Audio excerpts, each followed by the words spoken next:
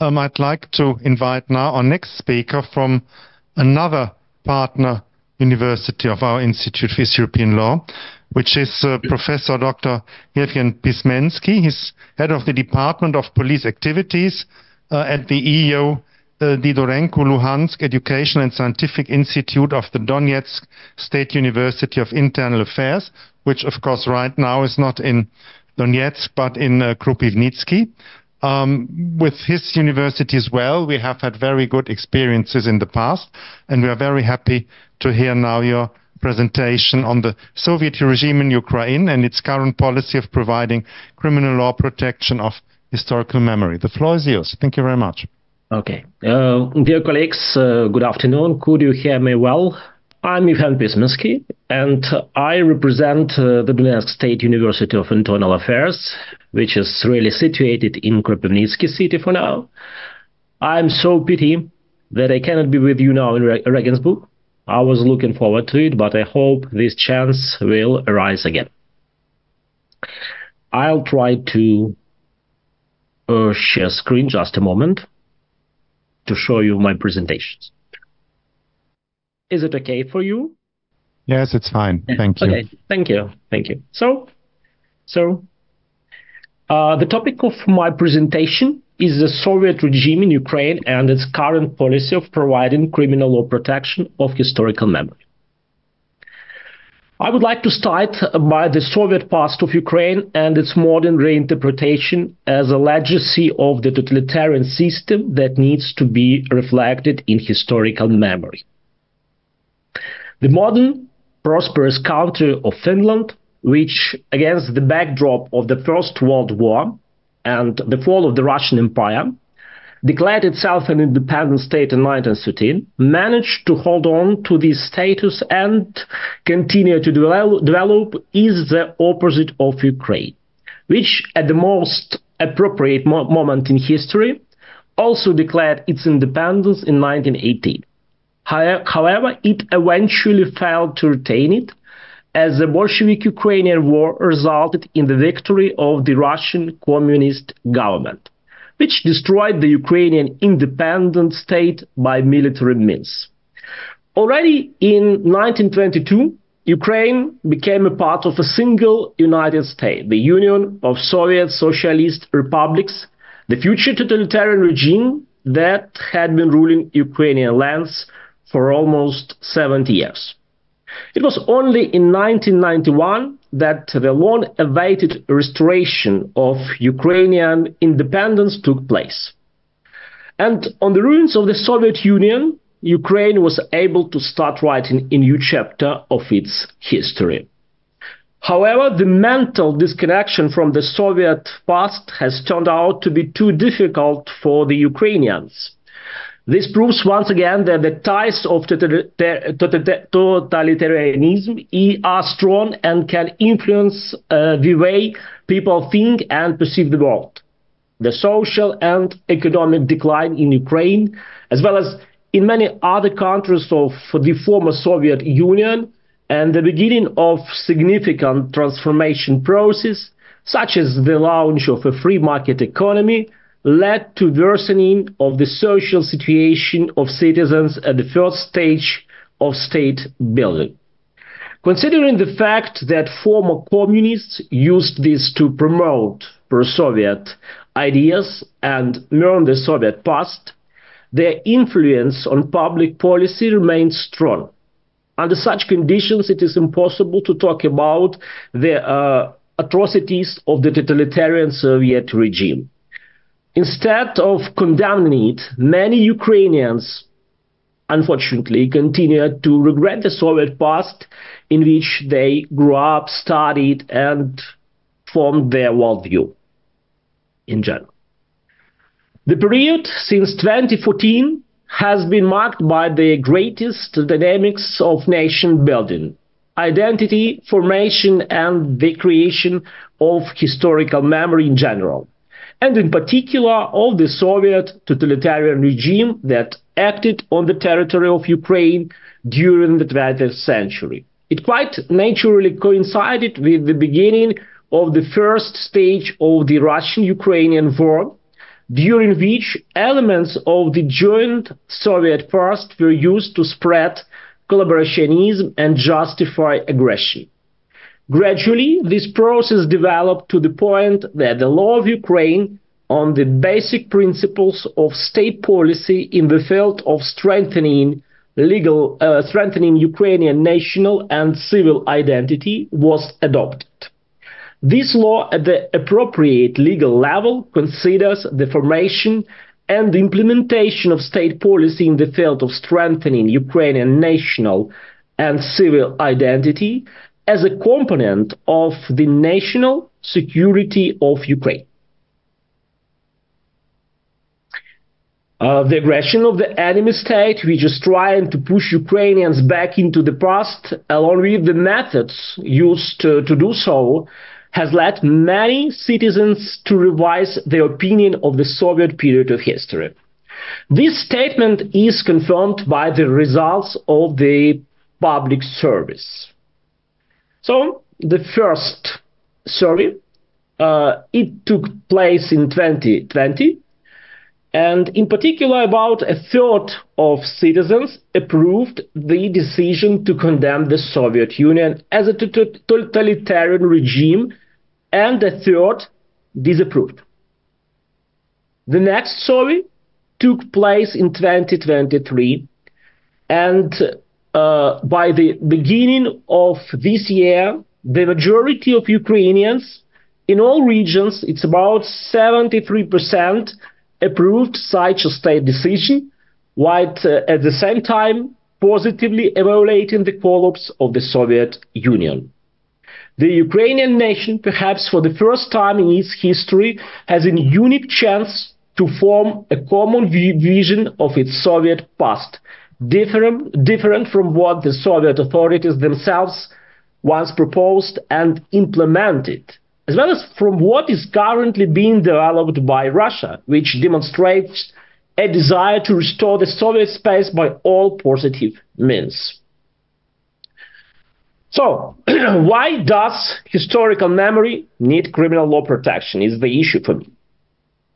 Criminal law has never been known for its stability, especially in the case of states with mature democracies that are only taking their first steps in the process of state building and legal policy making. Ukraine is one of these states whose legal development since the restoration of independence in 1991 has been in constant transformation.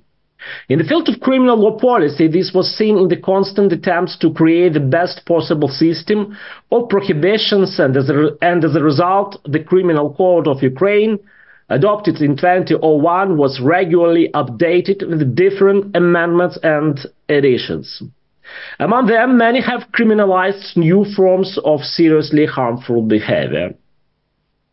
So, does behavior that offends social values related to the protection of historical memory need to be criminalized? I think it does. After all, the devaluation, desacralization, and deformation of Ukrainian culture of memory, as it rightly follows from the above-mentioned law, is a factor that directly affects the national security interests of Ukraine and the whole Ukrainian society. In this way, an attack on the national security interests of Ukraine in the field of historical memory and its maintenance shows that there is a proper basis for criminalization that is reasonably associated with the ability to cause significant harm to the object of criminal law protection. Historical memory as a component of the national security of the state must be protected using the resources of criminal law. I think so. So, this approach is shared by many European countries. We were talking about this issue today, and each of these countries chooses its own way of protecting historical memory using criminal law. Without going deeper into this aspect of the issue, it would be reasonable to draw attention to some examples. In particular, the policy of the Republic of Lithuania is stable, as for me, and consistent in countering the propaganda of totalitarian and authoritarian regimes and their ideologies. Moreover, in light of the Russian-Ukrainian war, this policy is transforming and becoming stricter. Commenting on the recent legislative changes in this area, one of the Lithuanian members of parliament notes that historians, when discussing the causes of the Russian-Ukrainian war, emphasize the poorly understood ideology of communism and the red dictators who were not convicted of their crimes.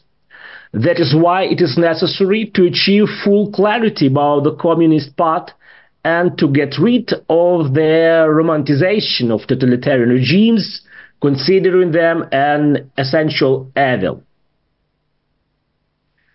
As we focus on the criminal law area, it should be noted that the criminal code of the Republic of Lithuania contains a ground for liability for such actions related to public approval, denial, or justification of international crimes committed by the Soviet Union or Nazi Germany.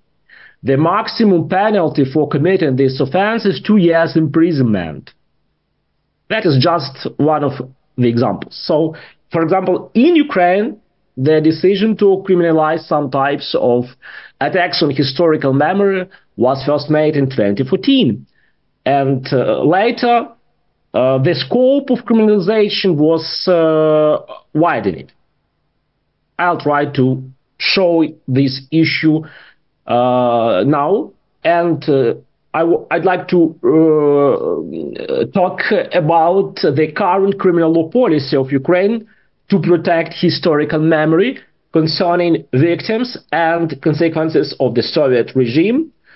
I'll try to tell you about modern approaches of Ukraine regarding this issue.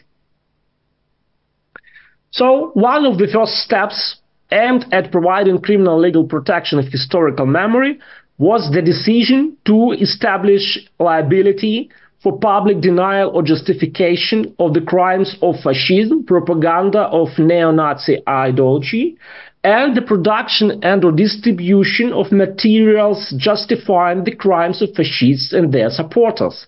That is Article 436(1) of Criminal Code of Ukraine. This decision was adopted at the peak of the Revolution of Dignity and mainly reflected the pro-Russian political position of the then-ruling elite. As a result, the concept of historical memory protected by the criminal law was actually similar to the official position of the Russian regime. The relevant criminal law provision was constructed in a way that artificially limited the scope of liability, reducing it to actions related only to the propaganda of Nazism as a hateful ideology. At the same time, an equally criminal ideology was peculiar to the Soviet regime, especially in the period of Stalin's rule. In view of the changes in government that took place after the Revolution of Dignity, a year later, Ukraine adopted the law according to which Article 436(1) of the Criminal Code was also amended, establishing liability for the production, distribution of communist and Nazi symbols and propaganda of communist and National Socialist totalitarian regimes. The content of this provision refers to the committing of an act defined in 4 alternative forms. So, the first form is production of symbols of the communist and National Socialist totalitarian regimes. The second form, as we can see, the spread in these symbols. The third form is about public usage of these symbols. And the fourth one is public performance of the anthems of the Soviet Union or their parts. Amendments to Article 436(1) of the Criminal Code have resulted in a better balance of the prohibition, which reflects a more just approach to the fateful events of the past 20th century and the memory of them in Ukrainian society, and liability could be imposed regardless of the nature of the ideology propagated. At the same time, this provision is not without several other flaws, which most importantly haven't yet been resolved, I should say.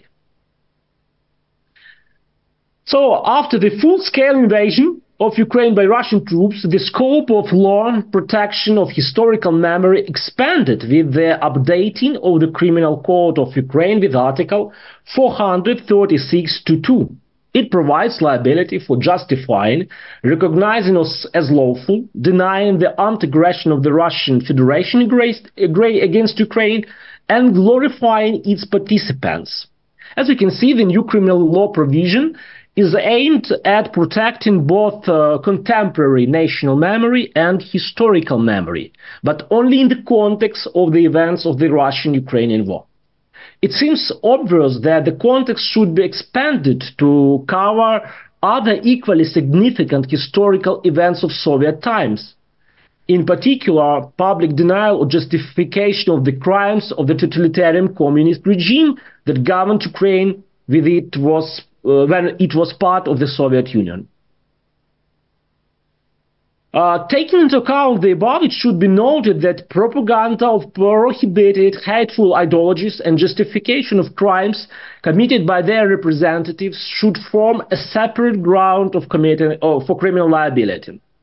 After all, such behavior can provoke hatred between people, disgrace the historical memory of crucial events of the past, and create good conditions for committing more serious crimes, including the crime of aggression.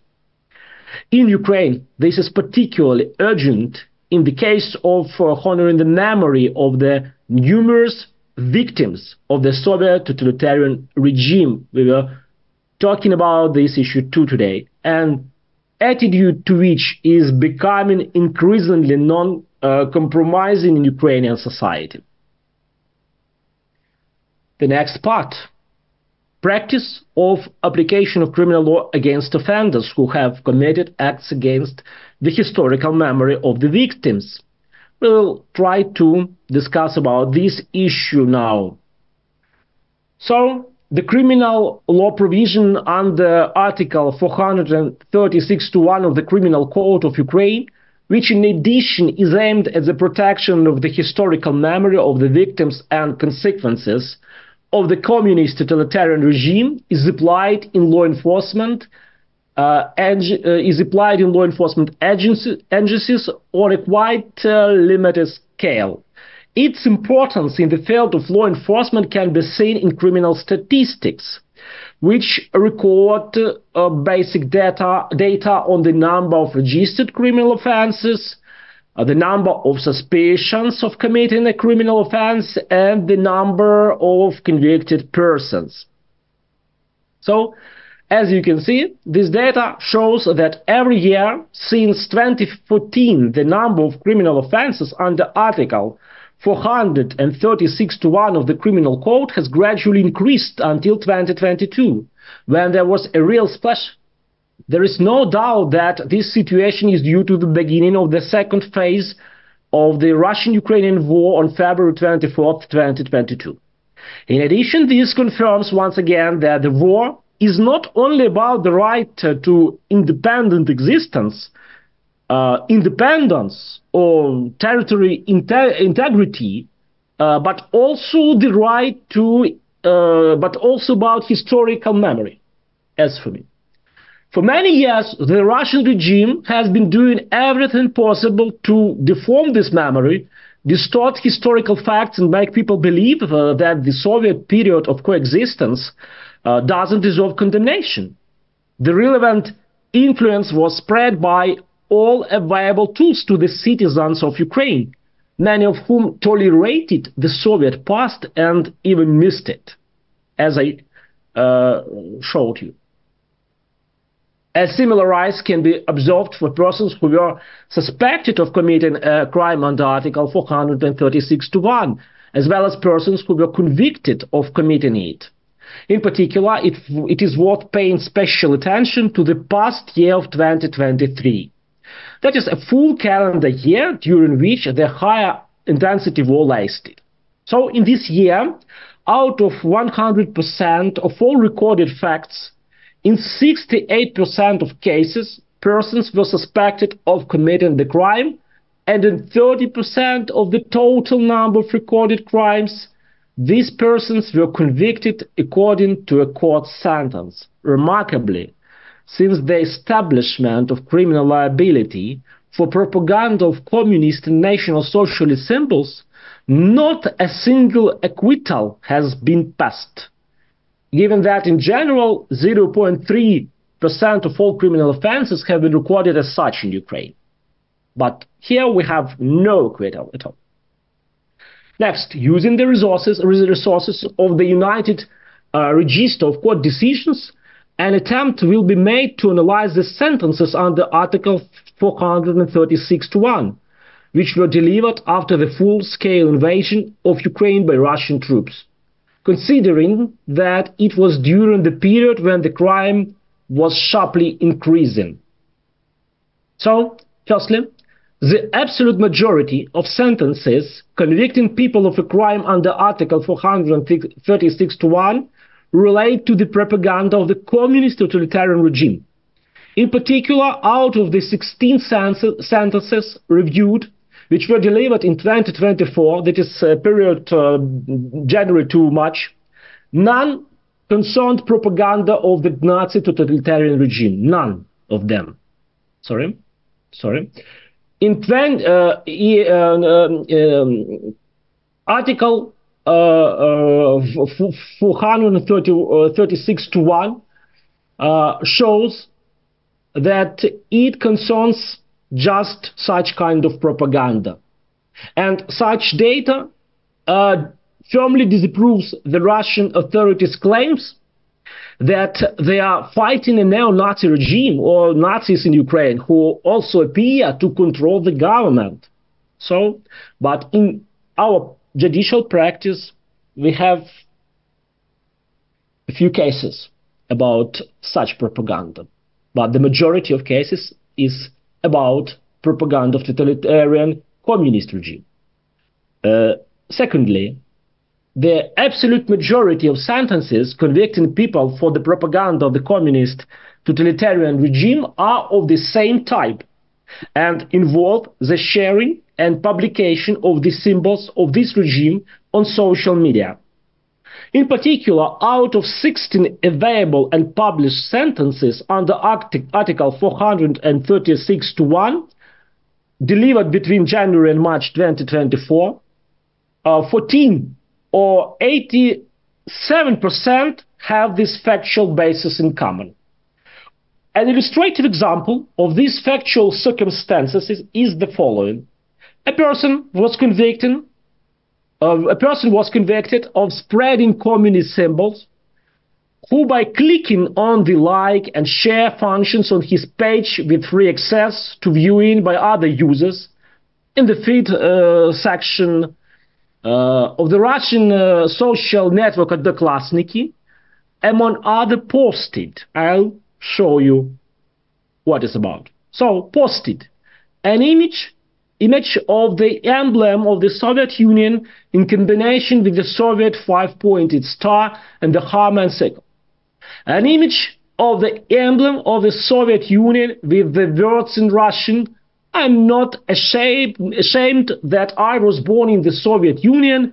I do not condemn the Soviet 70 years. On the contrary, I have always been very proud of the fact that light has appeared in the great state."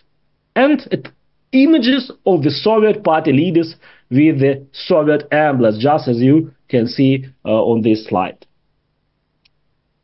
Thirdly, the committing of the crime under Article 436(1) in some cases precedes the committing of another similar crime related to the violation of historical and national memory, such as above-mentioned Article 436(2) of the Criminal Code of Ukraine. This article about justification, recognition as lawful, denial of the armed aggression of the Russian Federation against Ukraine, and glorification of its participants. As an example, in one of the cases, the convicted person in 2021, beginning of 2022, first systematically committed propaganda of the communist totalitarian regime. And after the Russian invasion of Ukraine, he continued his criminal activities, committing actions related to justifying, recognizing their lawfulness, and denying the armed aggression of the Russian Federation. In other words, as we can see, the spread of communist totalitarian ideology or relevant symbols can be combined with other crimes against national security, and in particular collaborative activity, but it's a separate topic. In this case, the propaganda of communist totalitarian ideology is some kind of precondition for further criminally liable loyalty to the enemy. Fourthly, the analysis of the scope of criminal liability faced by persons convicted of an offense under Article 436(1) of the Criminal Code of Ukraine cannot be left without consideration. The practice of its application in the context of this issue demonstrates an interesting trend, as for me. Out of the 16 sentences delivered in 2024 as of April 1st, only one provided for imprisonment with further real execution. In the remaining sentences, a person was sentenced to a punishment less severe than the sanction of the article, or the person was released from serving a sentence with the possibility of probation. We have 13 sentences where persons were released from serving. In more than half of the cases, plea agreements were concluded. Currently, Part 1 of Article 436(1) of the Criminal Code of Ukraine is classified as a minor offense with a maximum penalty of 5 years imprisonment. Even a fragmentary study of this year's practice shows that the level of its gravity is too high. Court practice doesn't tolerate it at all, imposing punishment that is not directly related to imprisonment or doesn't lead to its real serving. That is why the illegal actions currently covered by Part 1 of Article 436(1) that are related to the propaganda of communists, Nazis, and possibly other symbols should be considered a minor crime. This type of criminal activity under Criminal Code of Ukraine doesn't provide for punishment involving imprisonment. The last section, the last part of my statement, is about countering the propaganda of fascist ideology and its symbols. I'll try to show you this new challenge for criminal law. The present day Russian ideology, which has become dominant under the rule of dictator Vladimir Putin, is definitely based on the ideology of the former Soviet regime and largely reproduces it. Indeed, the Russian authorities are increasingly using similar methods of governing the country, acting autocratically, and using the tactics of repression and terror tested by the Bolsheviks, by the way. Vladimir Putin himself has stated his desire to restore the former Soviet empire, or something like that. And in his public speeches, in his opinion, the collapse of the Soviet Union, as we know, is the greatest geopolitical tragedy of the 20th century. On February 24th, 2022, by carrying out an unprovoked armed attack on the territory of an independent state, he tried to put his plans into practice to force an updated ideology of the old type, called Russism. On May 2nd, 2023, the Ukrainian parliament adopted the statement of the Verkhovna Rada of Ukraine on the use of the ideology of fascism by the political regime of the Russian Federation, condemnation of the principles and practices of fascism as totalitarian and human-hating. This statement defines the characteristics and consequences of fascism and offers the following understanding of it. You can see it on this slide. So, fascism is a new kind of totalitarian ideology and practices that underlie the regime formed in the Russian Federation under the leadership of Vladimir Putin, and are based on the traditions of Russian chauvinism and imperialism, the practices of the communist regime of the Soviet Union, and National Socialism.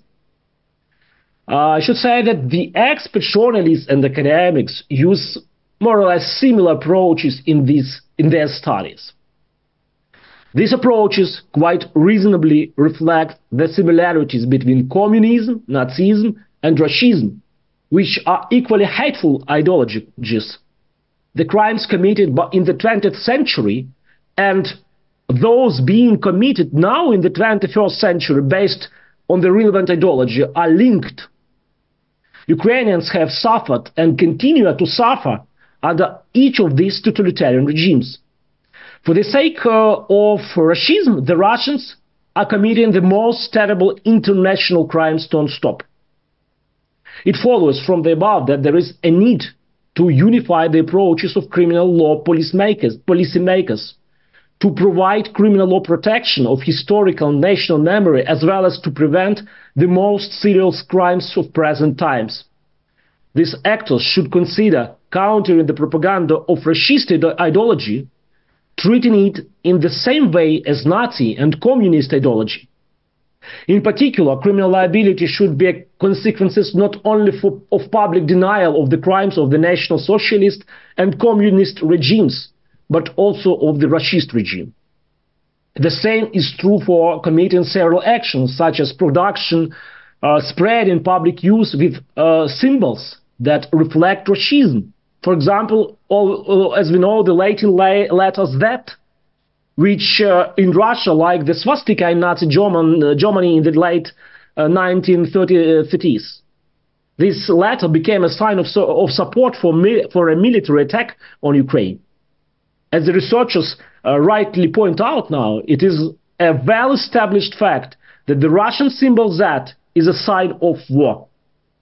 So, as a summary, the forward-looking development of criminal legislation in Ukraine regarding the proper protection of historical and national memory is to amend it as follows. The first one, the responsibility for justifying and recognizing as lawful the armed aggression of the Russian Federation against Ukraine and the glorification of its participants provided for in Article 436(2) of the Criminal Code of Ukraine should be transformed into responsibility for justifying and denying the crimes of the National Socialist, Communist, and Russist totalitarian regimes. This means that the scope of the criminal law prohibition should be widened to include anyone who appropriately propagates hateful ideologies, regardless of their nature, historical period, or other features. And the second one, the liability for actions related to the spread or use of communist or Nazi symbols provided for in Article 436(1) of the Criminal Code of Ukraine should instead be transformed into a liability for actions related to the spread or use of any symbols reflecting the core of the following ideologies: communist, Nazi, and Russist. However, the relevant behavior should be a minor crime, not a criminal offense as we have it now, given the relatively low level of social harm, of course. The results of the analysis of law enforcement practice confirm this conclusion, and I showed them to you. Dear colleagues, thank you for your attention. Thank you very much for this very good overview of recent Ukrainian criminal law. given the shift in time and we have the next presenter waiting on the internet, I would suggest that we have a discussion afterwards.